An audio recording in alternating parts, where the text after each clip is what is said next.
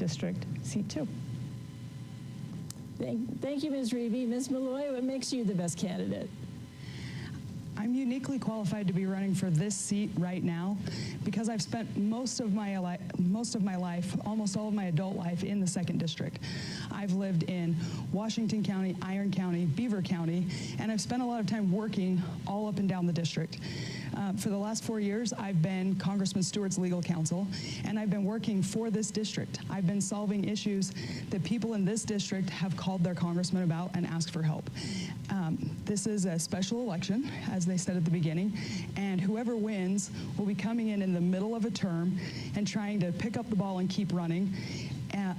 Congress is struggling right now. Things aren't going smoothly, and we really need somebody to get into this seat who knows how Congress works, who knows how to work with people, and who already knows this district. There's not time for somebody to learn all of the processes and learn what the people in the district need. I already have that experience. I'm ready and willing to serve, and that's why I'm uniquely qualified. Okay. This next question, you will have 90 seconds for your answer. President Biden has requested that Congress pass a $105 billion aid package to address several hotspots in the world. The package includes $61 billion for Ukraine military and economic assistance, $14 billion for Israel air and missile defenses, $7 billion for Taiwan security support, $9 billion for humanitarian aid to Israel, Gaza, and Ukraine, and $14 billion to fortify the United States southern border security. Would you support this package? Ms. Maloy. Well, the nice thing about our system of government is that spending bills don't originate with the president. They originate in the House, and I'm running for a seat in the House. So I don't have to decide whether to support the president's package. The House can come up with its own. We have to get our spending under control. Spending more money isn't going to solve the world's problems. That being said, the United States still has a role to play in the world. We're still the world's superpower. We're still the shining city on a hill. It's important that we support Israel right now. It's important that we make sure that hostile nations know they can't invade their neighbors, and that hostile groups can't invade nations. So I support those nations' ability to defend themselves, but as far as dollar amounts go, I don't feel any tie to the amounts that the president is proposing. Those should originate in the House, go through the Senate, and that's a robust debate that needs to be had on the floor in front of the American people, and not something that should come out of the White House. Ms. Riebe. Thank you so much. You know, I think about that package, and I think about all the humanitarian crises around the nation and the world that have to be addressed. We definitely need a stronger border. We need security at our border, but we also need to have the ability for people to come in and take the jobs that are necessarily for making our systems work. When I think about what's happening in Washington right now, I'm thinking about a vacuum of power that's actually allowed these things to happen. So I think that we need to make sure that when we elect somebody, we are electing somebody that will work across aisles to make sure that these things happen. There's a lot of leeway, there's a lot of compromise. In the state of Utah, I worked for 5 years on the Appropriations Committee. I'm sorry, last year on Appropriations Committee, but I've actually worked on many of other committees to balance budgets. When we had budget falls here in the state, we've gone back to our drawing board. We've cut the budget by 5%, 10%, and 25%. And we made those hard decisions to keep Utah a balanced budget. There's a lot to be said about working at the state and understanding what the state needs, and then taking those kind of compromises and camaraderie back to Washington. I know what it's like to pass a budget. I know what it's like to balance a budget. And that's what I'm going to bring back to Washington when I start working there. So I think there's a lot to do with how we are making sure that we are a positive influence in the world to make sure that we are not needing all this aid. In keeping with this theme, we will now go to our first student question of the evening from Utah Tech. Hi, my name is Nathan Thomas, and I'm a history major at Utah Tech University. My question is, given the rising tensions across the globe, is this still a good idea to be depleting our weapons reserves and giving billions of dollars to a war in Ukraine that seems to have no realistic end in sight at this moment? Thank you. Ms. Riebe? Thank you, Nate, and I'll see you this weekend. I'm excited to answer that question. I think that we have to stand by our allies. We need to make sure that when we are dealing with this hostility across the globe, that we stand with our allies and we create a situation that provides security and humane decisions. Some of the things that are happening right now are just atrocious. And when we think about civilians and families that are being negatively impacted by all these instability in our nation, we have to look at the United States and the vacuum of power we had in the House. So I do believe we need to keep supporting those people and those issues.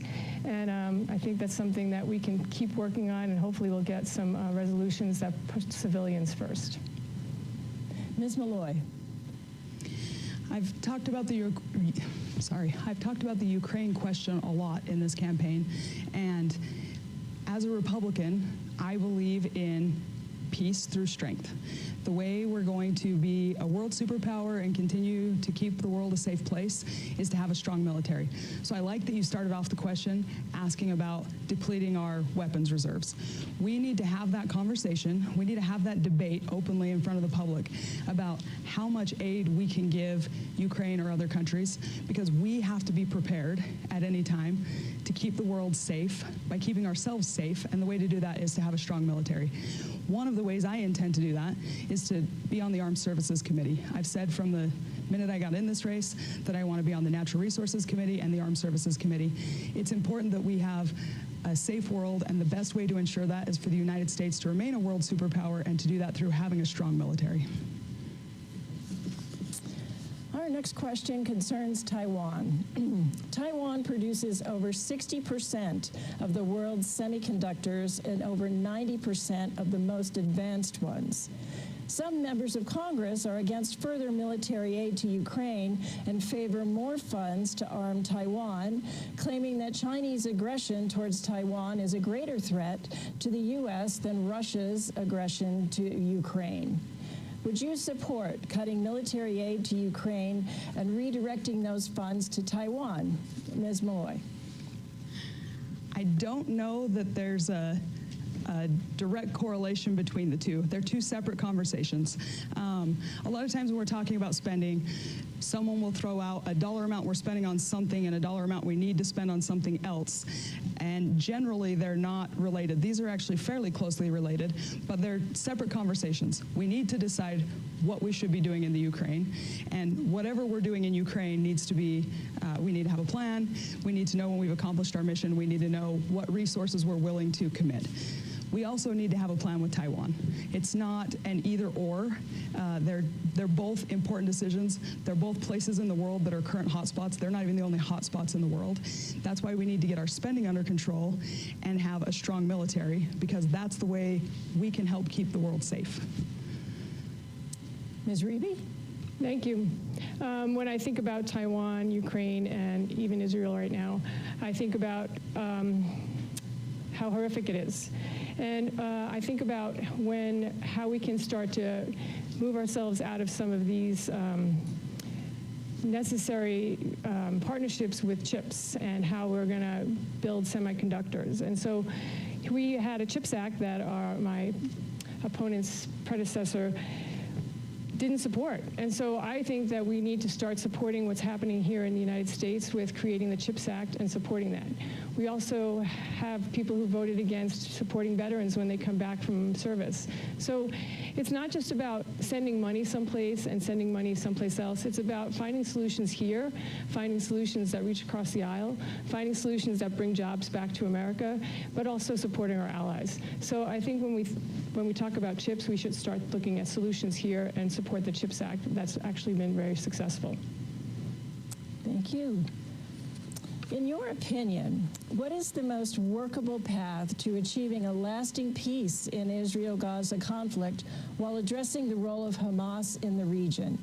You'll have 90 seconds for this answer. Ms. Riebe. Thank you. When I think about what's happening in Israel, it takes me back to 9/11. That was my very first day on the job in Granite School District. Drove to school thinking about my family, my uncles who are firefighters, and I thought about how horrific this event was. And now we have this happening in Israel. It's horrific. Citizens, children, mothers, all being treated inhumanely, and I think that we have to condemn terrorism everywhere. We have to have a place where families feel safe, and there has to be a lot of work with everyone. We can't just solve this as the United States. We need to start working with all of our allies to provide them with the resources they need so that they can help the citizens that are actually in harm's way. Aggression should never, ever impact families and citizens and civilians. So I wish I had an answer for that terrible ordeal, but I think it's going to take a lot of work and a lot of people working together. So when I think about the House and what's happening in Washington, it needs to start here, and we need to start finding allies across the aisle. Here in the state of Utah, every bill I've ever passed has been bipartisan, and I've worked across the aisle to pass bills to solve problems here, and I can bring that to Washington. Ms. Maloy. I don't know that the problems in the Middle East can be solved in a 90-second answer. I'll do my best. I was at an event recently where a former Navy SEAL talked about what's happening in the Middle East right now with Israel being attacked. And a lot of the people in the world are struggling to watch Israel defend itself. And he made an excellent point, which I'm going to repeat, that whatever the solution is, we need to let Israel take the lead on it. We need to support Israel while they decide what the best solution is in their home. We would never accept a foreign power telling us what the best solution is in our home. Israel's an important ally. Not only are they the only democracy in that part of the world, they're also an important ally for our military with sharing intelligence, and the Iron Dome is absolutely essential. I talked about peace through strength earlier. I think the Iron Dome provides peace through strength in that region. So we need to keep supporting Israel, who's our ally. We need to try to create peace in that region by making sure Israel's strong enough to defend itself, and stop questioning their ability and their right to defend themselves. As a follow-up to this question, I'm going to ask for just a few more specifics as to what should the U.S. role be in the region. Are we speaking about financial aid? Are we speaking about military resources? The level of our involvement there? What do you think it should be? Ms. Maloy. Israel's a very different question than some of the other conflicts that are going on in the world because of the relationship we have with Israel. We're already committed to helping them defend themselves. We already have resources there, and so we should be supporting Israel in whatever way works best for them. Right now, that's resources, and also I think just morally, it's the right thing to do to be giving them moral support right now. It hurts my heart to see people in this country demonstrating in the streets against Israel's right to defend itself. So I think as a people, we should be honest about their ability to defend their borders and their people, and we need to be working with Israel to make sure they have the resources they need. I don't know exactly what that needs to look like. Again, Israel should be leading on this and working with us to let us know what they need so that they're always in the driver's seat when they're defending their own nation. Ms. Riebe. Thank you. I think what we need to make sure is that it's contained, that it doesn't start to spread to other countries around this conflict. It's an unstable situation, and we don't need to further any more instability in that region.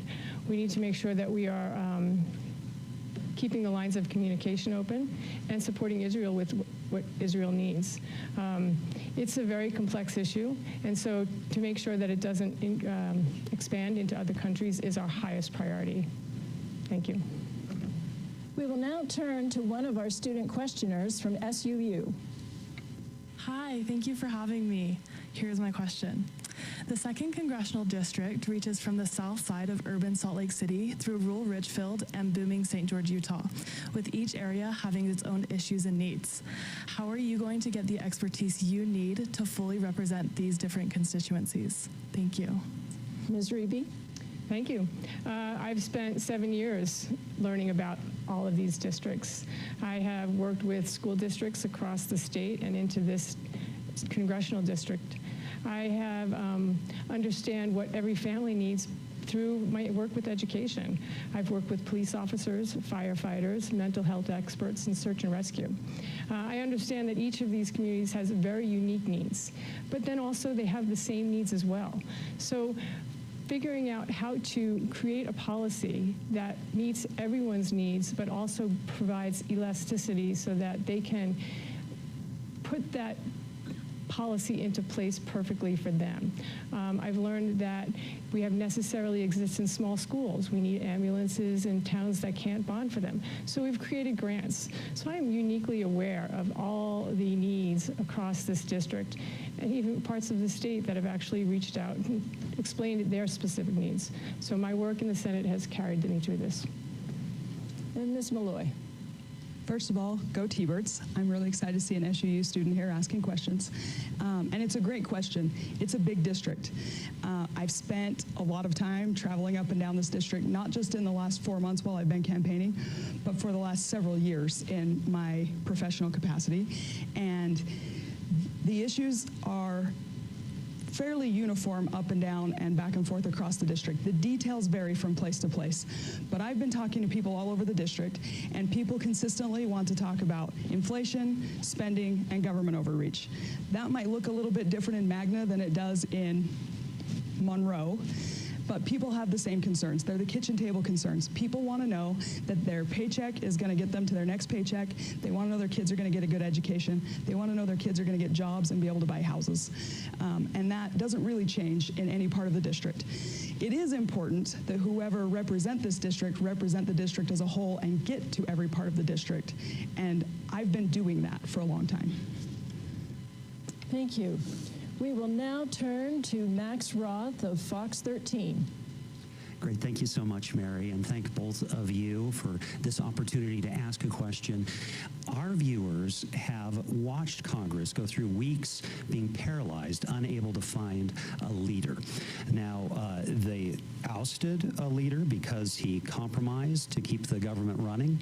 They finally, after 3 failed attempts, found Mike Johnson to be the speaker. He faces a tough situation.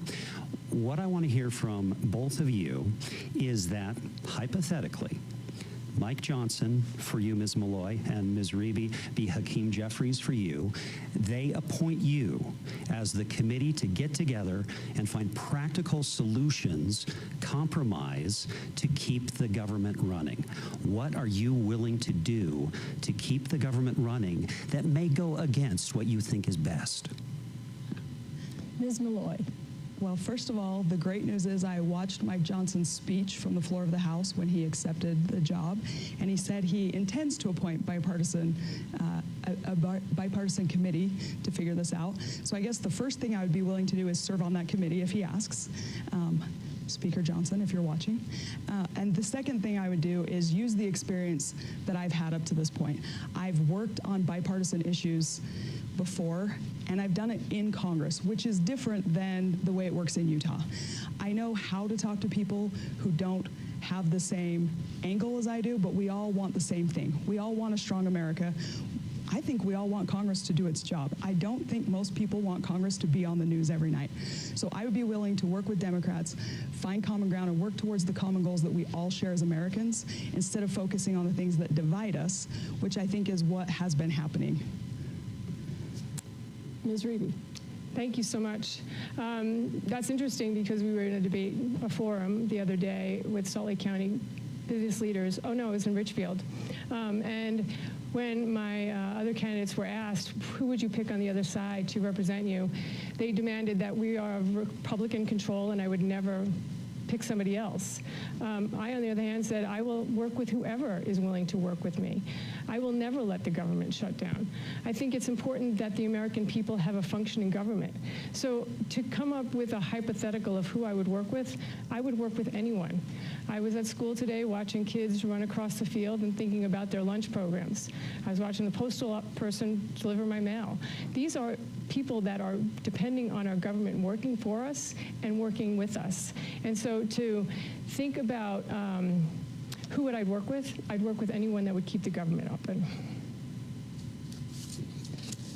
Following up on this question, Republicans who voted to remove Kevin McCarthy as Speaker have said it was because he was seen as cutting a deal with Democrats to avoid a government shutdown.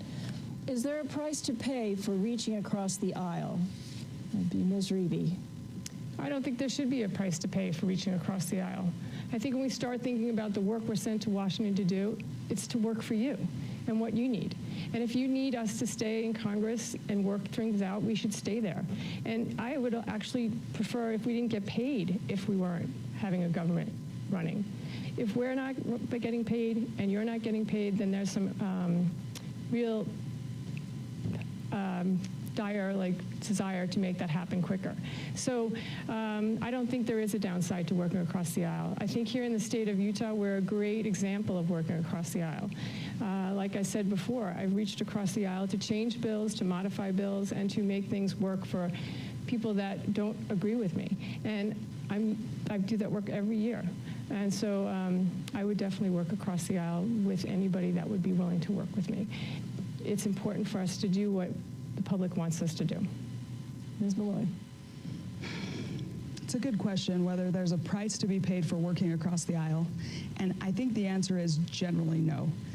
I think the American people and members of Congress respond well to anyone who can work across the aisle to accomplish things that have a broad base of support. Working across the aisle just for the sake of saying that you work across the aisle isn't always popular. And there's something that I've said a lot on the campaign trail, which is I'm willing to be strong and unbending all day long on principle, but it doesn't mean that you have to be a jerk and unwilling to work with people. And I think that's the key to working across the aisle and working across the aisle well. There are a lot of things that Republicans and Democrats agree on. We want a budget. We want the government to function. We want America to be strong. We want to defend our system of government. And if we focus on those things when we're working across the aisle, I don't think there's a price to be paid. Well, we're going to go in a little bit more detail at this point. If the House, the Senate, and the President do not agree on the funding level for the government by November 6th, the U.S. government will again face a shutdown. Would you vote for a bipartisan agreement with the House and the Senate for government funding, or would you vote for a government shutdown? Ms. Maloy. This is not the first time I've been asked this question, and I'll be consistent with the answers I've given before. I'm willing to vote for a spending bill that reduces spending. I don't think it's a choice between compromising our principles or shutting down the government. We can take steps in the right direction. We can take small ones or large ones. I'm willing to work with my colleagues and make sure we're going in the right direction. And as long as we're cutting spending and moving in the right direction, there's no need to shut down the government. The only time I would support shutting down the government is if the only other option were big spending increases. So would I vote on a bipartisan bill? Yes, as long as it's moving us in the right direction. And I think that's something the American people really want to see. Out on the campaign trail, I've had people talk to me about spending in every city I've been in, every county I've been in. It's important, and it's something we can't compromise on. Ms. Riebe. Thank you so much. I would never vote for shutting down the government. I think it's irresponsible. In my family right now, we've had a lot of medical needs, and we take care of those medical needs. We go into debt because we have family issues that are important. Right now across the world, we have very important issues to deal with.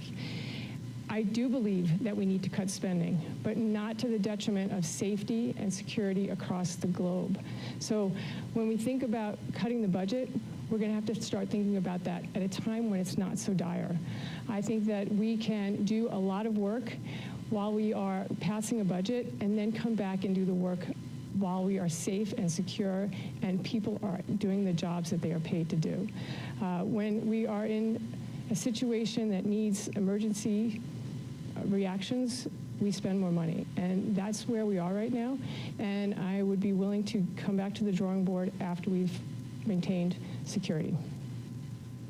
Thank you both very much. We have now reached the halfway point of the 2nd District House of Representatives debate featuring Republican candidate Celeste Maloy and Democratic candidate Kathleen Riebe. I'm Mary Weaver Bennett from the Michael O. Levitt Center for Politics and Public Service at Southern Utah University. We are still taking your questions during this live broadcast using the hashtag #UTDebates on social media.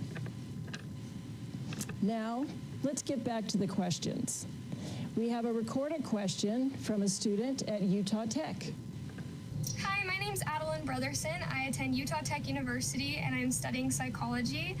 As a senior, debating whether I should go straight to the workforce or go to grad school, the inflation, the high interest rates, high rent prices, and low-paying salaries are pretty disheartening. I would just like to know what your thoughts and opinions are for us younger generation that are entering our big adult life, and what, if anything, Congress can do to help us out in this phase of our lives. Okay, Ms. Riebe. My suggestion is turn around, go back to school. Do not enter adulthood. It's really hard. Stay in that time frame for as long as you can because it's the best time of your life. I have a son who's also in this part of his life, and I have a daughter approaching this time of her life. And it's hard. This generation that's ahead of us has Herculean problems being handed to them by my generation. We have climate change, we have a deficit, and I applaud you for thinking about how hard it's going to be. We need to make sure that when you enter the workforce that you are prepared and you're ready. But we also, my generation needs to start thinking about what's going to be passed on to you. So when I think about suggestions, my first suggestion is stay in school. Ms. Maloy, your response. It's a great question. I'm going to answer it by telling you a little bit about myself. I finished my undergraduate degree at SUU, moved to Beaver, and worked for almost 10 years before I went to law school. I'm a big proponent of working before grad school. I think it makes it easier to get through grad school. It makes it easier to save up money so you don't have as much of a debt load coming out of grad school. So you can live your life however you want. I have no authority over you whatsoever. But I do sympathize with your question. Right now, the cost of education is really high. We require advanced degrees for a lot of jobs that probably don't need them, and the interest rates on student loans are high. I can help address that from the House of Representatives by doing the things that I just talked about. Inflation, spending, and government overreach. We need to get those under control for people your age. You shouldn't have to be worried about the high cost of housing and the high cost of groceries when you're trying to decide what to do with your education. Obviously you do, but it shouldn't have to be that way. Continuing on this topic, despite national numbers signaling a strong economy and a job market, many people do not feel that the economy is helping them. In Utah, milk costs $2.55 a gallon, eggs are $5.67 a dozen, and gas is $3.81 a gallon. Do you feel this economy is on the right track or the wrong track? Ms. Maloy. Those prices speak for themselves. We're not going in the right direction when those are the prices for the basic inputs of life. I've been campaigning all summer and all fall. I've driven up and down this district, which we've already talked about is very large. I've bought a lot of gasoline, and I'm feeling that price. We need to get inflation under control. So the way to get the economy going in the right direction is to stop spending as much. That helps with inflation, and get our financial house in order. That'll solve some of the other problems with housing costs and the cost of milk and the cost of eggs. Families are not seeing their paychecks go as far as they used to, and that's a problem. And when people are feeling the pinch financially, then they get angry about politics. And I think the way to restore Americans' faith in our institutions is to get our financial house in order and take some of the anger out of the system and restore the faith in our system. Ms. Riebe. Thank you. So I've been a school teacher for 22 years now. And when I first started teaching, we used to have to go to Walmart and buy all our books as fast as we could because they were having our sale. Now you go to Walmart to buy those books and your money doesn't go as far as it used to. So it's real. It's really problematic. And when we look at our families trying to make ends meet, we can see that they're struggling as well.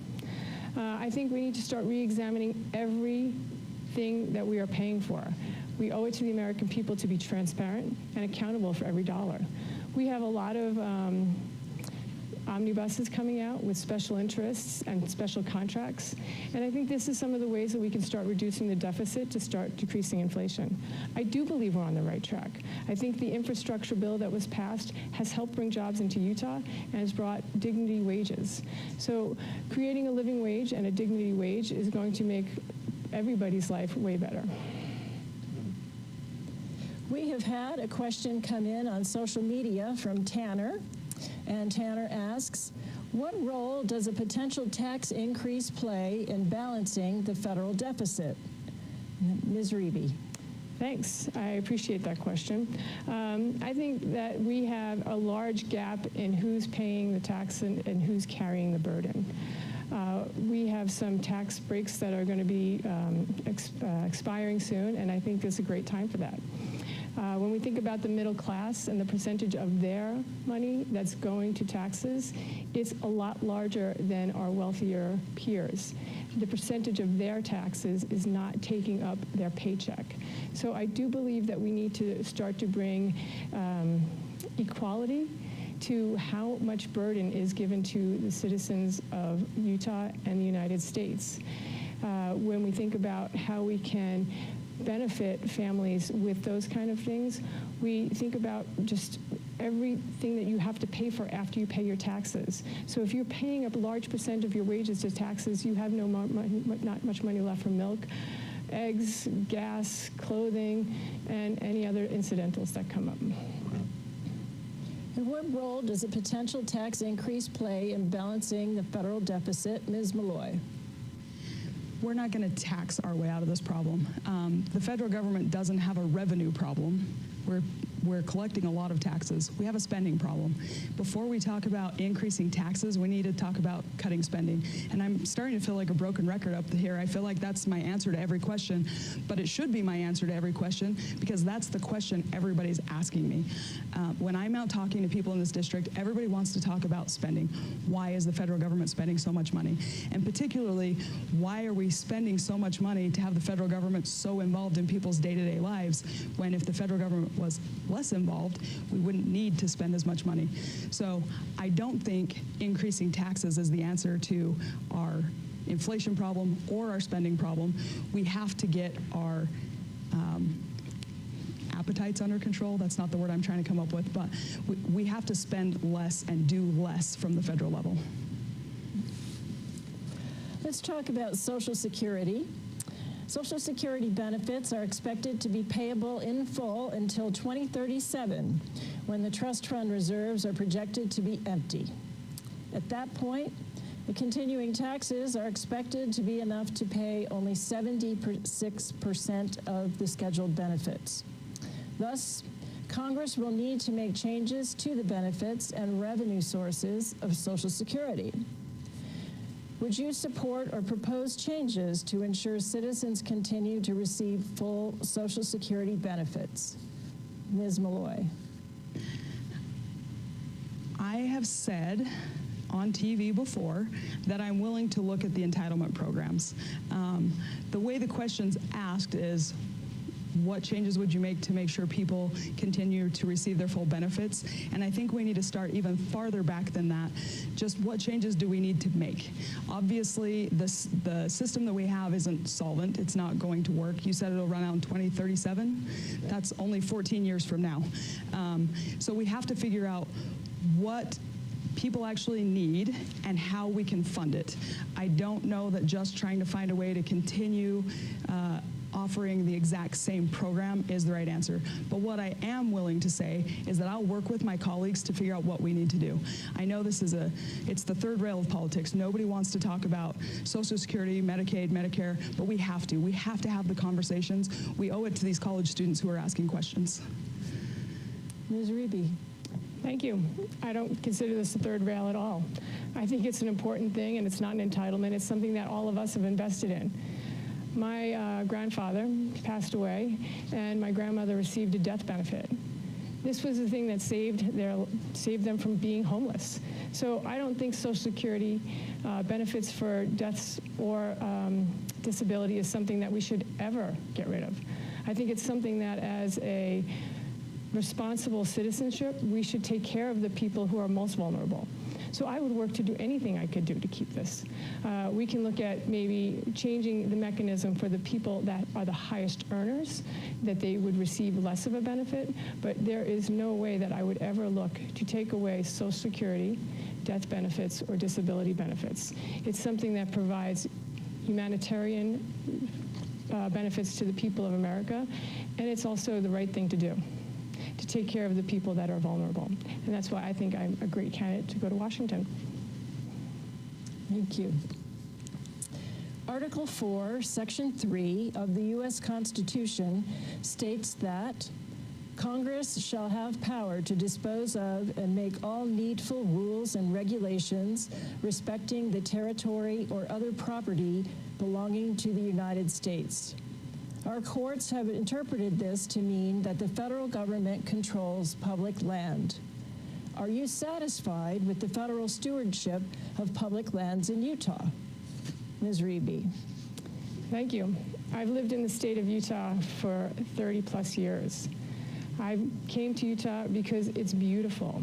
I came to Utah for its public lands and for its amazing quality of life. I think that when we start working with public lands, there is some room to grow. But I think that the local people that surround the areas that are public lands should provide a stewardship, should be a part of a stewardship that works with the federal government. I was in Richfield the other day, and a gentleman got up and said, you know what, I'm sick of hearing people saying I'm going to fight. He wanted to hear people work, and I'm going to work with people. I'm going to try to find solutions that let local people have stewardship over their public lands.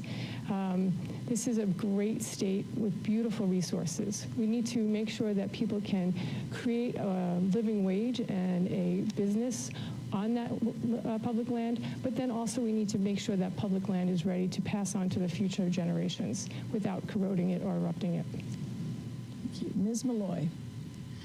You asked whether I'm satisfied with federal government management of public lands, and the answer is no.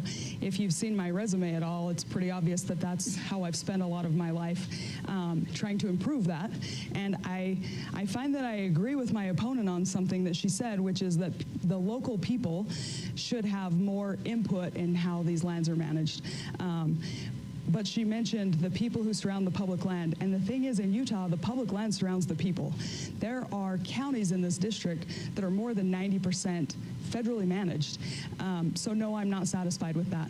I would like to see the federal government be less involved in Utahns' day-to-day lives. And the thing is, when the federal government manages most of the land in the state, our local governments have to go through federal processes just to do the basics that they're required to do as local governments. So I think there's a lot of room for improvement in how the federal land management agencies work with local governments, and I'm prepared to work on that. Thank you. Let's turn now to a student question from SUU. Hello, my name is Katie Warner. I'm a senior at Southern Utah University, and I have 3 majors: political science, philosophy, and environmental science. And my question for you is, the federal hourly minimum wage is $7.25, and it has not increased since 2009. Do you think that this federal hourly minimum wage is a livable wage? And if anything, to address this? Ms. Maloy. Well, the first thing I would do to address that is get inflation under control. So I've talked about this over and over, but it doesn't really matter what the minimum wage is if the cost of living keeps going up and up.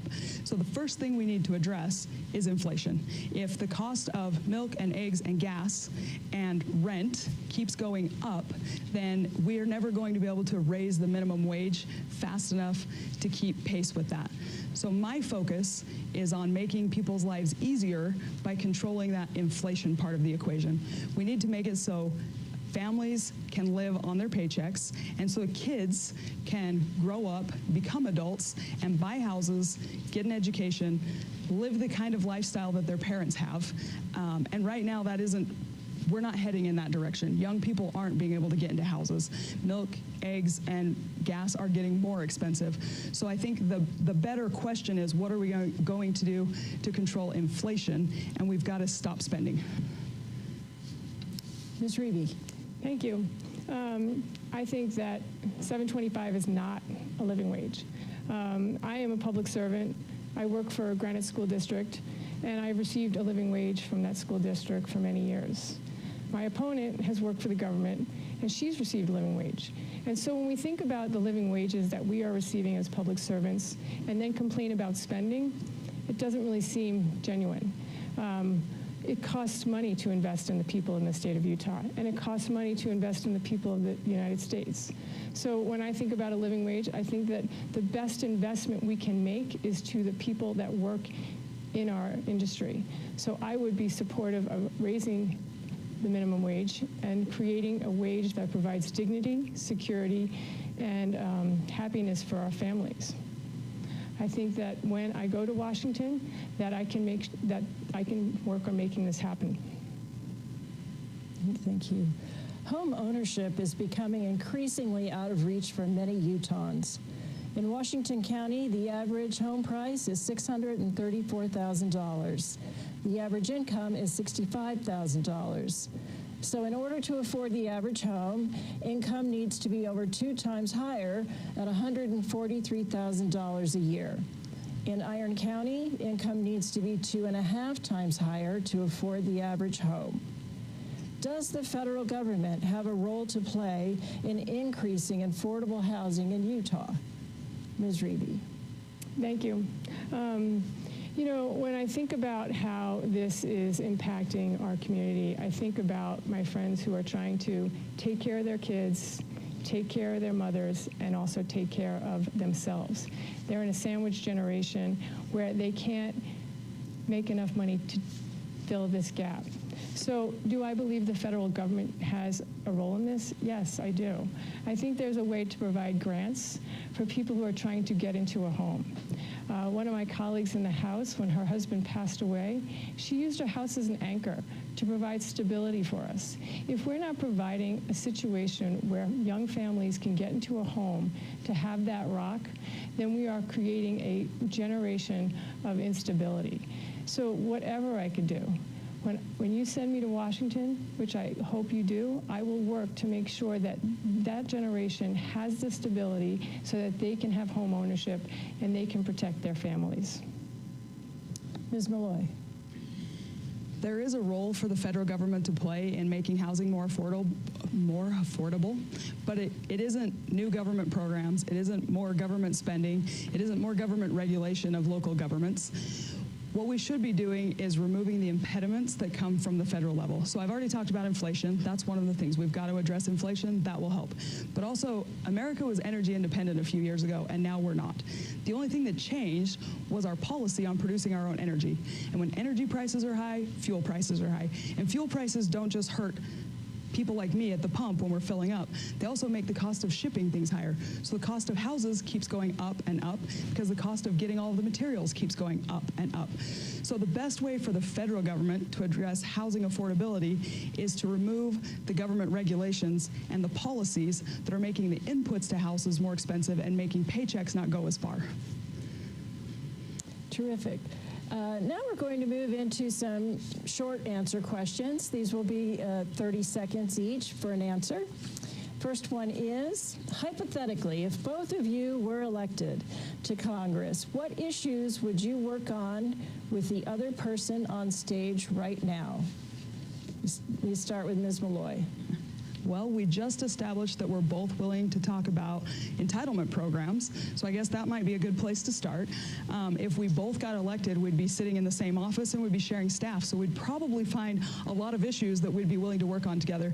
Because the one thing that I brag to people all the time about the Utah delegation is we always come together for what's best for Utah, and I'm confident that if somehow we were both elected to Congress, we'd come together on anything that's good for this state.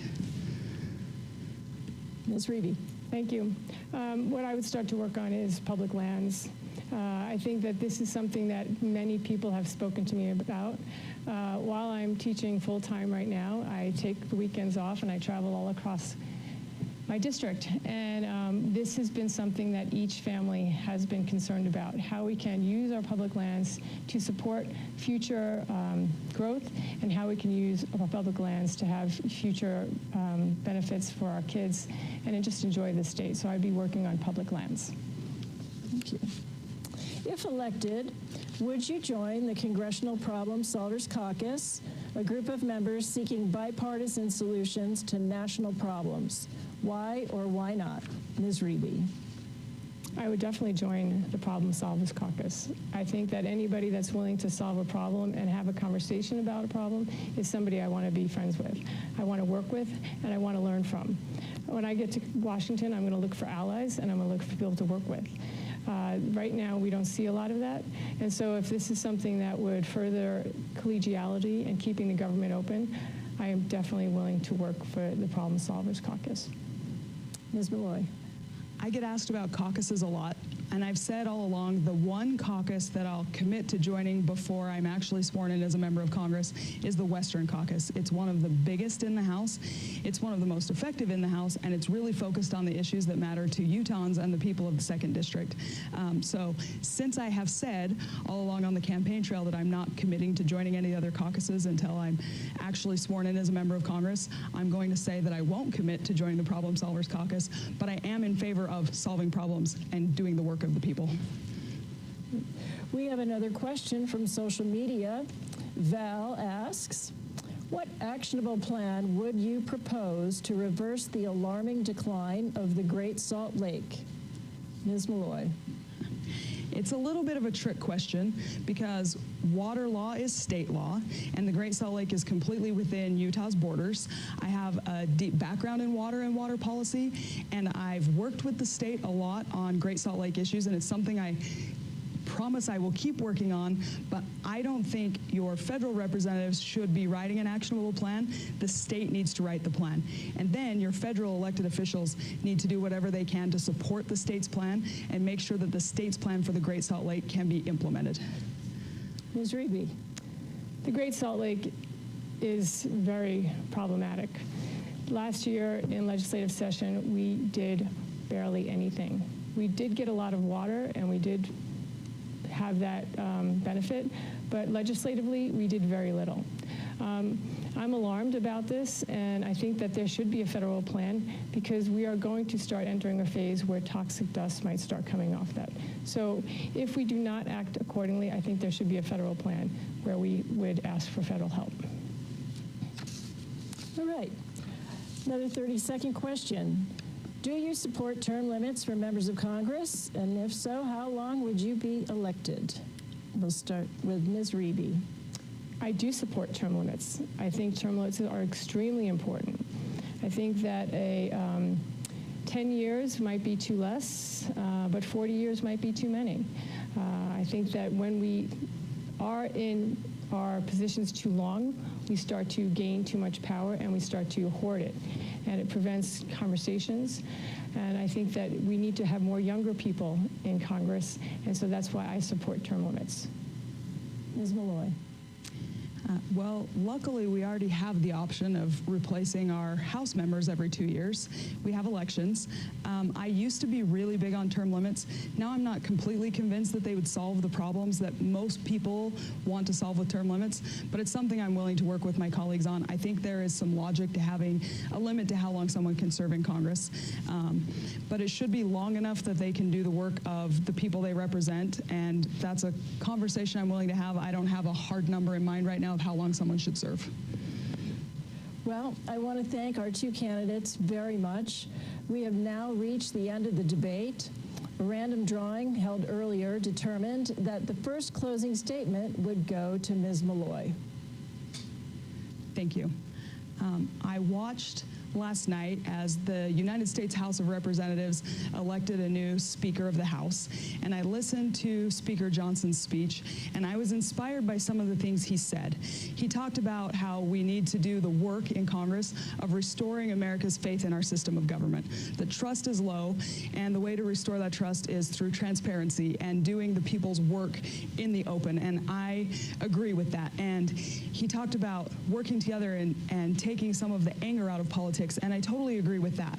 So I'm running to represent the 2nd District because I want to see the people in this district have real representation. I want to be here talking to people and representing their values there, and I want to be part of the effort to restore Americans' faith in our system because I still believe in our system of government.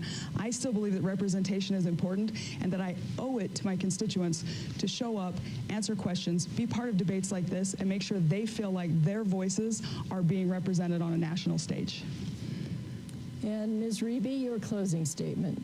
Thank you so much. I would like to say that here in Utah, we have had a plea from the LDS Church to find peace. And I think that when I listened to the statement that Mark Johnson made last night, that's not what came to mind. It came to divisiveness and wedge issues that I don't see us doing very well with coming to peaceful terms with. So I'm asking you to send me to Congress so that I can start working across the aisle. I'm asking you to send me to Congress so that I can start finding people who want to get the work done. We have not seen that happening right now. We had 20 days of dysfunction and arguing, and I believe that the election was fair. I believe the United States has a great election policy, and I would like to go to Congress to make sure that I'm preserving your freedom and protecting the peace that we hold dear and committed to working together. Thank you. And thank you again, Celeste Maloy and Kathleen Riebe, for participating tonight and for your dedication to public service. Election Day is Tuesday, November 21st. Registration and voting deadlines are fast approaching. Contact your county clerk if you have any questions about making your vote count in this election. We appreciate the students for their contributions and those who submitted questions on social media tonight. We also greatly appreciate PBS Utah for donating the production facilities to broadcast this debate. We are grateful for the Larry H. and Gail Miller Family Foundation, Zions Bank, and the George S. and Dolores Doris Eccles Foundation for their generous support of the Utah Debate Commission. This debate and others from previous years are available online at utahdebatecommission.org. I'm Mary Weaver Bennett. Thank you and good night.